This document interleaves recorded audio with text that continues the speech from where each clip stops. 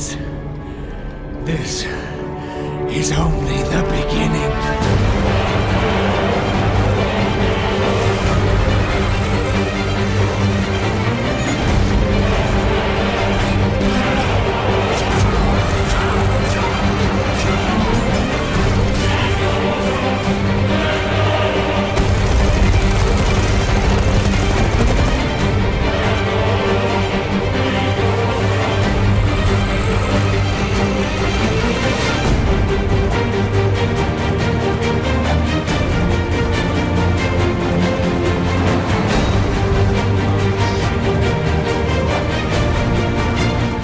Sesuai dengan video yang baru kita saksikan, pembahasan yang akan saya bahas pertama yaitu mengenai game, atau lebih spesifik tentang pengantar teknologi game, yang akan dibahas oleh kalau bukan dengan saya sendiri, Berlianto.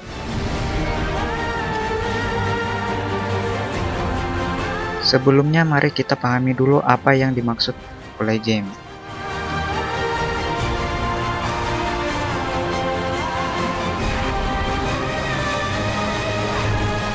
Permainan atau game merupakan sebuah aktivitas rekreasi dengan tujuan bersenang-senang, mengisi waktu luang, atau berolahraga ringan. Permainan biasanya dilakukan sendiri atau bersama-sama atau kelompok. Saat ini game sudah berbentuk digital yang dapat dimainkan dengan komputer, konsol maupun pada gadget. Hampir setiap anak menyukai game, apapun bentuk game itu sendiri, mulai dari game yang sifatnya sederhana sampai game yang paling modern sekalipun. Ada pula pengertian game menurut para ahli, seperti John Beck dan Mitchell Wade menganggap game adalah penarik perhatian yang telah terbukti. Game juga merupakan lingkungan pelatihan yang baik bagi dunia nyata dalam organisasi yang menuntut pemecahan masalah secara kolaborasi. Kedua, Ivan C. Sibero.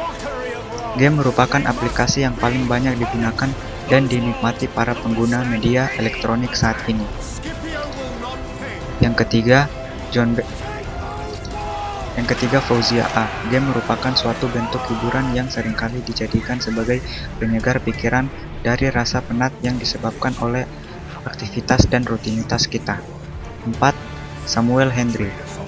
Game merupakan bagian tak terpisahkan dari keseharian anak, sedangkan sebagian orang tua menuding game sebagai penyebab nilai anak turun.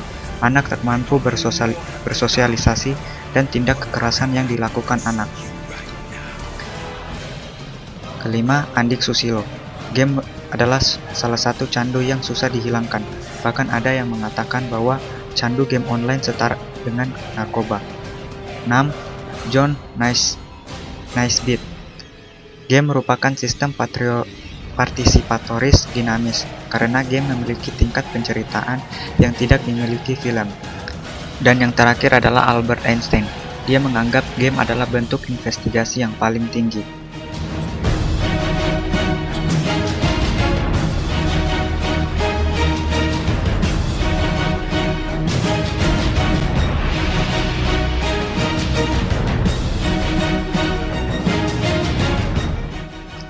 Kita sekarang tahu apa itu game. Sekarang mari kita lihat pembahasan apa saja yang akan kita bahas melalui mind map berikut. Kita akan berbicara seputar penjelasan konsep terkait game, pembuatan skrip, dan yang terakhir adalah konsep AI.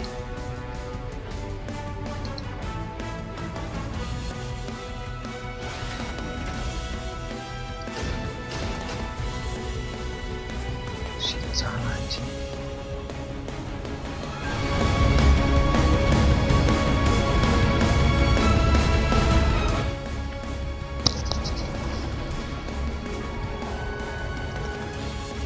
Bagian awal kita telah memahami apa itu game.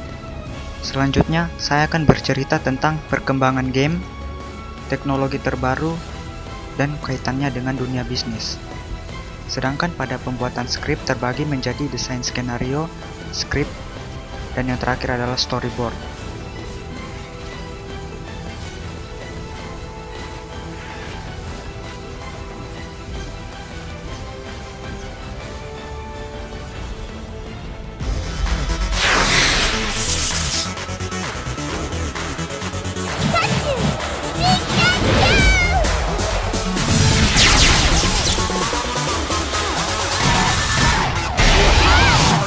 Perkembangan game. Teknologi game terdiri dari dua kata, yaitu teknologi dan game. Teknologi adalah keseluruhan fasilitas untuk menyediakan suatu yang dibutuhkan bagi kelangsungan dan kenyamanan hidup manusia. Secara umum, teknologi dapat didefinisikan sebagai entitas, benda maupun bukan benda, yang diciptakan secara terpadu melalui perbuatan dan pemikiran untuk mencapai suatu tujuan. Sedangkan game adalah permainan yang menggunakan interaksi antarmuka pengguna melalui gambar yang dihasilkan oleh piranti video.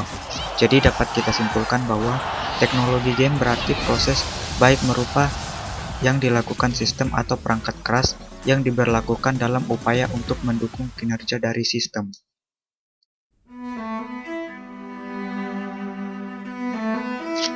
Teknologi game generasi pertama 1952 sampai 1975. Teknologi game pertama kali diciptakan oleh A.S. Douglas tahun 1952 di University of Cambridge, yaitu Oxford, untuk mendemonstrasikan tesisnya mengenai interaksi antara komputer dan manusia. Kemudian Douglas pun berkreasi lagi dengan menciptakan game versi Tic-Tac-Toe yang diprogram pada komputer EDSAC vacuum tube yang memiliki layar CRT. Kemudian William Higginbotham menciptakan game tenis for two pada tahun 1958 yang dimainkan di osiloskop. Game sederhana yang menampilkan lapangan tenis dari samping ini memperlihatkan seolah bola dipengaruhi oleh gravitasi dan harus melewati net. Dan pada tahun 1961, di mana komputer merupakan barang yang bisa dikatakan sangat mewah, Steve Russell membuat game bernama Space War karena ketertarikannya dengan kisah fiksi ilmiah karangan Edward Smith yang berjudul Skylark. Memanfaatkan pekerjaannya yang menggunakan komputer mainframe yang bisa dipakai untuk perhitungan statistik, Steve pun membuat game Space War. Video game yang mengalami awal perkembangan pada tahun 1996 oleh mahasiswa-mahasiswa pada tahun itu memanfaatkan teknologi yang ada di kampusnya untuk menyalurkan kreativitas. Kemudian menjadi berkembang lagi ketika untuk pertama kalinya dirilis perangkat video game yang pada tahun 1997 untuk pasar rumahan, yaitu Odyssey yang dihubungkan dengan televisi. Tetapi pada tahun 1975 produsen Magnavox Odyssey berhenti memproduksi Odyssey karena mengenalkan mikroprosesor berbasis konsol sebagai gantinya. Magnavox memproduksi Odyssey 100, yaitu mesin khusus menyajikan game Pong. Teknologi game generasi kedua pada tahun 1976 sampai 1983. Di teknologi game generasi kedua ini bisa disebut sebagai debut pertama 8 bit atau kurang lebih 4 bit dalam sejarah komputer dan video game. Pada tahun 1976, dunia game dihidupkan kembali oleh Fairchild dengan karyanya yaitu VES, Video Entertainment System. Di generasi kedua ini menjadi primadona konsol game yang diantaranya adalah Fairchild Channel F, Magnavox Odyssey, dan versi 2 Atari 2600 dan Atari 5200. Pada tahun 1980, berbagai produsen konsol muncul dan menjadikan Atari 2600 sebagai konsep dasar, sehingga perkembangan dunia game menjadi semakin pesat. Generasi kedua ini juga ditandai dengan game arcade 3D pertama keluaran Atari, yaitu Battlezone. Tetapi pada tahun 1983, eksistensi dunia game mulai menurun karena kurang kreatifnya para pencipta game. Terlebih lagi, perkembangan PC semakin canggih, sehingga orang-orang lebih tertarik membeli PC daripada membeli konsol video game.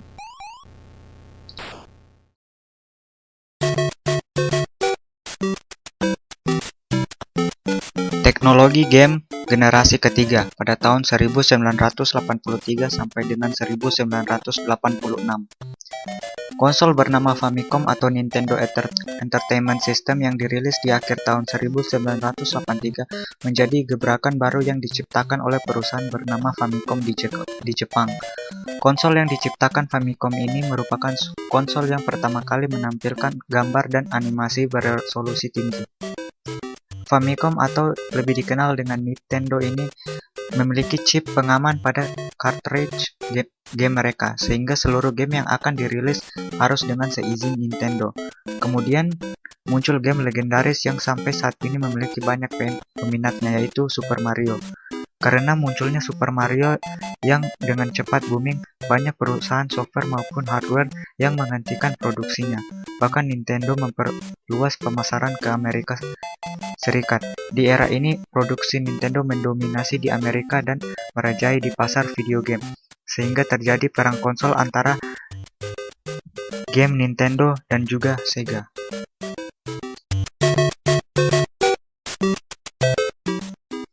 Teknologi game generasi keempat pada tahun 1988 sampai 1993. Teknologi game generasi keempat ini disebut dengan generasi 16 bit yang membawa perubahan pada gameplay, tata suara, dan grafik. Pada tahun 1988, Nintendo mendapatkan sambutan hangat oleh dunia. Sega yang menyaingi Nintendo merilis generasi konsol selanjutnya, yaitu Sega Mega Drive. Hal tersebut membuat persaingan antara Sega dan Nintendo semakin ketat. Meskipun konsol Sega ini memiliki gambar yang lebih tajam dan animasinya lebih bagus dibandingkan Nintendo, tetapi tetap saja Nintendo berada di titik penjualan tertinggi. Nintendo kembali mengeluarkan konsol generasi baru mereka pada tahun 1990, yaitu Super Nintendo Entertainment System. Meskipun ada beberapa saingan produsen konsol seperti NEC dan SNK, tetapi kedua konsol Nintendo tetap menduduki konsol terpopuler. Pada tahun 1990, Sega pula mengeluarkan Sega Mega Drive yang menyita perhatian para pencinta game, terutama Amerika. Kemudian Sega melanjutkan produksi pada tahun 1991 dengan game Sonic the Hedgehog-nya. Game tersebut juga membuat para pecinta game mereka kualitasnya yang jauh lebih baik daripada Super Mario ciptaan Nintendo. Teknologi game generasi kelima dari tahun 1994 sampai dengan 1999. Pada tahun 1994, Atari kembali meluncurkan konsol untuk menyaingi konsol Sega dan Nintendo. Atari Jaguar menyaingi kecanggihan SNES dan juga Mega Drive. Penggunaannya yang sulit merupakan salah satu ketertarikan para gamer. Terlebih lagi saat itu Sony mengeluarkan konsol berbasis CD yang super legendaris. Di teknologi game generasi kelima inilah muncul konsol game yang bernama PlayStation yang diluncurkan oleh Sony. Generasi ini bisa disebut dengan era konsol 32 bit. Konsol berbasis CD keluaran Sony menuai sukses untuk keluaran pertamanya, yang kemudian menjadi konsol terlaris sepanjang masa. Teknologi game generasi ke-6, 2000 sampai sekarang. Teknologi game generasi 6 ini masih dikuasai oleh Sony. Pada tahun 2000, Sony semakin merajalela dengan merilis PlayStation 2 yang berbasis DVD yang ukurannya lebih kecil. Xbox yang merupakan keluaran Microsoft adalah satu-satunya saingan PlayStation. Meskipun tampilan Xbox sangat tajam dan berkualitas, tapi ternyata game Xbox tidak bisa mengalahkan kepopulerannya oleh PlayStation 2. Sampai saat ini Sony sudah meluncurkan PlayStation versi 3 dan disusul versi keempat.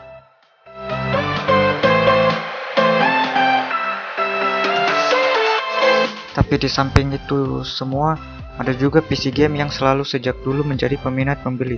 Walaupun tidak eksklusif untuk game, PC game merupakan salah satu kandidat pesaing antara PlayStation juga Xbox.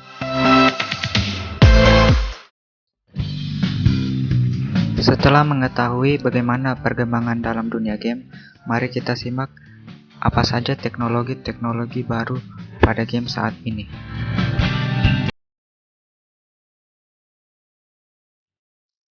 Yang pertama ada cross-platform integration.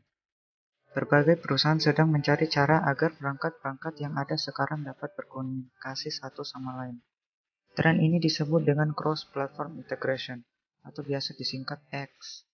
Dengan sistem operasi terbaru dari Microsoft, Windows 10, Anda dapat menggunakan beberapa perangkat dalam jaringan yang sama untuk streaming game yang sama. Kehadiran Windows 10 diharapkan dapat membawa cross-platform gaming semakin nyata. Di awal tahun 2016, Amazon mengumumkan produk baru yang ditujukan bagi developer game profesional. Lamboriat, sebuah game engine 3D, dan Gameblit, sebuah layanan untuk membantu perkembangan game multiplayer. Keduanya mendukung developer untuk menciptakan game Cloud Connect yang dapat berjalan di multiple platform.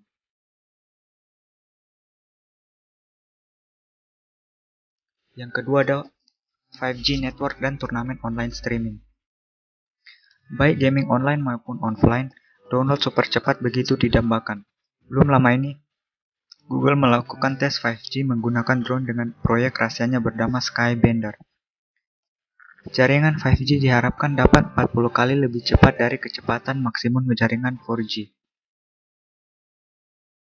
Tes lebih lanjut teknologi baru ini diharapkan akan dapat dilakukan pada Piala Dunia 2018 di Rusia, di mana saat ini pemerintah Inggris telah berjanji bahwa London akan menikmati kecepatan 5G dalam 5 tahun ke depan.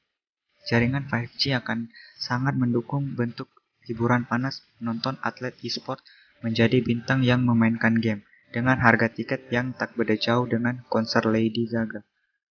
Arena turnamen game dengan layar raksasa umumnya dibanjiri dengan fans. Kedepannya penyelenggara event game sepertinya akan mencari uang tambahan dengan menjual akses premium ke online streaming. Nampaknya untuk tiket yang perlu Anda beli untuk menonton turnamen game nantinya akan berbeda. Yang ketiga, cloud-based service dan big data technology. Teknologi komputer berbasis sistem cloud telah menjadikan internet sebagai pusat server untuk mengolah data besar. Khususnya dalam industri gaming, game-game akan semakin menakjubkan pada tahun ini dengan kombinasi konsol yang ditengarai oleh cloud-based. Cloud-based service memang bukan muncul pertama kali di tahun ini. Hanya saja teknologi ini akan sangat berpadat pada teknologi baru yang memajukan industri game berbasis cloud seperti online gameplay dan cloud storage seperti pada Xbox Live, PlayStation Network, dan Steam mungkin. Yang keempat, motion sensor dan neuro gaming technology. Motion sensor atau sensor gerakan memang sudah muncul sejak beberapa tahun terakhir. Sensor elektronik ini akan mendeteksi Anda dan mengintegrasikannya dengan perangkat dan lingkungan sekitarnya. Sistem akan secara otomatis melakukan tugas atau peringatan tertentu. Perkembangan yang signifikan di tahun ini membuat kami memilih motion sensor sebagai salah satu teknologi baru yang akan berdampak bagi dunia gaming. Bahkan, telah muncul istilah motion gaming, di mana Anda dapat melakukan berbagai aktivitas seperti berlari, bersepeda, berbicara untuk menyelesaikan misi dalam game. Anda perlu memakai alat sensor detektor untuk yang akan mengatur gerakan dan kondisi fisik serta detak jantung dan sejenisnya. Dan yang terakhir adalah virtual reality atau VR teknologi. Tahun 2016 digadang-gadang sebagai tahun membawanya teknologi virtual reality.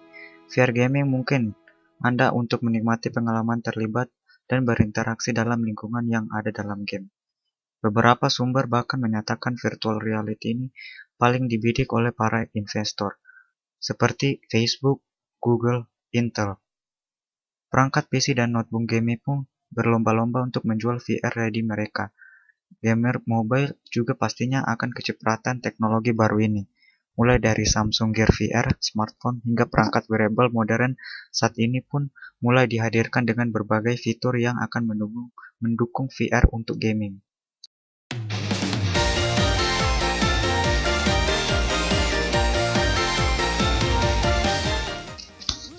Kemudian materi terakhir pada penjelasan konsep terkait game, yaitu kaitan dalam dunia bisnis. Contoh yang sering kita lihat dalam aspek bisnis pada dunia game, yaitu workshop pada Steam, seperti item Dota, minigame, pembuatan model baru, misi baru, dan lain-lain. Juga pembuatan film, entah itu sebelum dan sesudah seperti SFM, Short Filmmaker, karton, anime, live action, cosplay, dan event-event lainnya. Di zaman yang sudah modern ini, tidak dapat dipungkiri lagi bahwa game sangat berperan untuk sebagian besar pengguna teknologi, terutama pengguna komputer. Namun game ternyata juga dapat dijadikan sebuah bisnis yang menjanjikan. Dengan hobi para gamer ini tentu dapat peluang untuk mendapatkan profit. Bisnis dalam game komputer berkembang pesat seiring dengan berkembangnya teknologi canggih saat ini. Dahulu kita hanya dapat menikmati game yang tersedia di dalam komputer itu sendiri, seperti pinball dan solitaire. Namun sekarang sudah tersedia game online, dan juga games yang dapat di-download baik free maupun berbayar. Games berbayar juga merupakan bisnis karena sama saja kita mengeluarkan uang untuk membeli sebuah barang. Games berbayar ini biasanya memberikan kepuasan tersendiri bagi pembelinya, karena terdapat fitur yang bagus di dalamnya. Perkembangan lainnya yaitulah warung internet, atau yang sering kita dengar dengan istilah warnet. Warnet kini identik dengan game online yang mereka sediakan. Adapun game berbayar yang disediakan warnet sehingga kita hanya tinggal memainkannya, baik anak kecil hingga orang dewasa mempunyai hobi game online ini. Dengan menyediakan tempat, perangkat komputer yang lengkap dan fasilitas pendukung lainnya, membuat para gamers betah berlama-lama untuk bermain. Right now I'm going to head back over to the lounge to hang out with a good friend of mine who we saw on stage yesterday, Jade Raymond. Jade, good to see you. How's everything? Great. Yes. Lanjut ke map kedua, yakni bahasan tentang desain skenario. Desain skenario pada sebuah game sama halnya dengan desain skenario pada film. Jika pada sebuah film terdapat sutradara, namun pada game terdapat perancang game. Mengapa dibutuhkan saudara pada sebuah film? Jawabannya adalah karena sebuah film membutuhkan skenario dan adegan yang tiap pemain memiliki ciri khas masing-masing. Jadi dibutuhkan perancang game dalam suatu desain game, ialah untuk memberikan ide, pembuatan skenario, serta adegan yang terdapat di setiap karakter dalam sebuah game. Pada sebuah game, untuk menggambarkan bagaimana game tersebut akan dibuat, dinamakan GDD, Game Design Document. GDD tersebut merupakan acuan yang digunakan oleh para anggota tim pengembang dalam pembuatan game. Hal itu sesuai dengan pendapat yang dikemukakan oleh Bob Gates. Kedua, bahasa script. Bahasa script merupakan suatu bahasa pemrograman komputer yang diterjemahkan secara khas dan dapat diketik secara langsung dari keyboard. Dan yang terakhir adalah storyboard, merupakan suatu sketsa gambar yang disusun secara berurutan yang sesuai dengan naskah yang ada. Dengan adanya storyboard ini, kita dapat menyampaikan ide cerita kepada orang lain dengan lebih mudah. Mengapa dikatakan lebih mudah ketika menyampaikan ide menggunakan storyboard?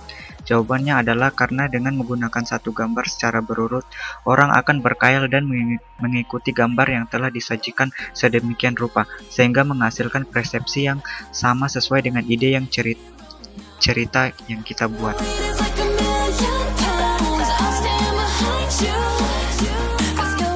Dan yang terakhir adalah konsep AI. Konsep AI atau kecerdasan buatan adalah kecerdasan yang diciptakan lalu dimasukkan ke dalam suatu mesin atau komputer agar dapat melakukan pekerjaan seperti yang dapat dilakukan manusia. Dalam game berbasis kecerdasan buatan, ada banyak teknik yang dapat diadaptasi dari bidang kecerdasan buatan untuk diterapkan pada game. Beberapa diantaranya yaitu: yang pertama, mengejar dan menghindar. Mengejar dan menghindar merupakan teknik dasar yang diterapkan pada banyak game berbasis kecerdasan buatan, dari yang sederhana sampai yang kompleks. Metode paling umum untuk teknik mengejar dan menghindar ini adalah melakukan pemuktahiran atau update koordinat terhadap objek yang menjadi sasaran. Kedua, pola pergerakan. Pola pergerakan merupakan cara yang sederhana untuk memberikan ilusi kecerdasan pada sebuah game. Game Galaga adalah contoh klasik penerapan pola pergerakan ini, di mana pesawat musuh dapat bergerak secara melingkar atau mengikuti pola garis lurus yang sudah ditentukan. Konsep AI yang ketiga adalah pathfinding. Metode pathfinding paling mudah ditemui pada game-game bertipe strategi, di mana kita menunjuk satu tokoh untuk digerakkan ke lokasi tertentu dengan mengklik lokasi yang hendak kita tuju. Si tokoh akan segera bergerak ke arah yang ditentukan. Dengan secara cerdas, dapat menemukan jalur terpendek ataupun menghindari dari rintangan-rintangan yang ada. Jaringan saraf tiruan atau neural network. Neural network cukup baik ketika diterapkan pada kasus-kasus yang sifatnya non-linear atau mengambil keputusan yang tidak dapat dilakukan dengan metode tradisional. Penerapannya sering kali pada game-game yang memerlukan kemampuan adaptif atau belajar dari pengalaman. Terakhir, algoritma genetis. Algoritma genetis sedikit banyak dipengaruhi oleh teori evolusi yang dicetuskan Darwin. Pada algoritma genetis akan diterapkan langkah ranking fitness untuk melakukan seleksi terhadap langkah ranking fitness untuk melakukan seleksi terhadap generasi turunan yang terbaik. Pada game berbasis algoritma genetis, turunan terbaiklah inilah yang dilibatkan ke dalam game, di mana akan digunakan oleh komputer untuk merespon perubahan-perubahan tingkah laku users. Sebenarnya bukan hanya 5 teknik kecerdasan buatan di atas yang dapat digunakan dalam sebuah game berbasis kecerdasan buatan. Beberapa teknik lain yang umum digunakan antara adalah Finite State Machine, Fuzzy Logic, Rule-Based AI, Basic Probability, dan keputusan tak pasti. Di masa-masa mendatang, dengan dukungan teknologi hardware yang semakin baik, teknik kecerdasan buatan pada game berbasis kecerdasan buatan akan semakin matang dengan ilusi kecerdasan yang semakin menyerupai manusia.